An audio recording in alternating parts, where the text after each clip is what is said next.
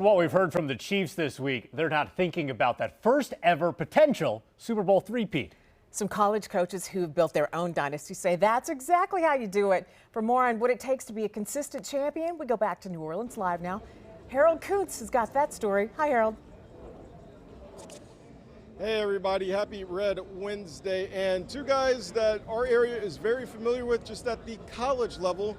They've done this thing that the Chiefs have done before. Now, of course, the differences in the level, completely different. NFL, the highest brand of football, collegiate level, obviously a little lower, but they still have the experience of winning three, even more in a row.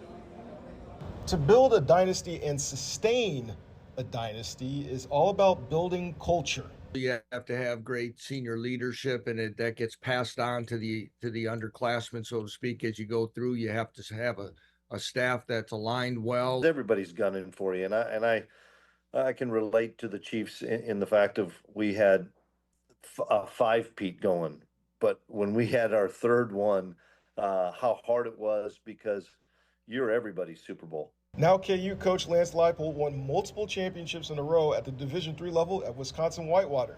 K-State head coach Chris Kleiman won multiple national championships at the FCS level at North Dakota State. Having been there before, like a lot of those guys have on that roster, like we had on our roster, what a huge advantage because they know whether it's how to handle the long pregame, to handle the long halftime, to handle all the other distractions. They've been there, they've done it. You have a target on your back.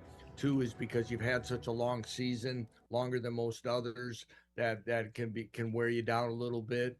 And then again, you always worry about is there the sense of complacency, satisfaction within the organization, and you can see the ones that do it really well, that doesn't creep in.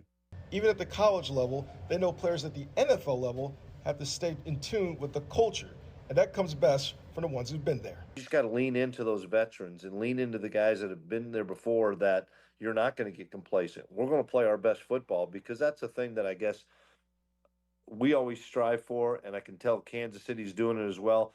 Getting that bye was huge, and they looked fresh. For us at the Division III level, everybody's paying their own way. So as I used to say to them, nothing's really mandatory, but if you're going to do it, this is the way we're going to do it. And the buy-in factor is there from the start. Another trait is winning, and when you get used to winning, you know how to do it. And when you hit the playoffs, it's the second season, you can see a change in your players and that desire to keep the tradition alive. Believe you've been here before and believe that's going to help us as we face adversity. They're going to face adversity on Sunday, but they've been able to overcome it every other year and every other game. There's no reason why they won't again. Both Lance Leipold and Chris Kleiman are trying to get the winning attitude and building the dynasty of their own at Kansas and Kansas State, respectively. A little harder at the FBS level, but they have definitely improved both programs since they got there.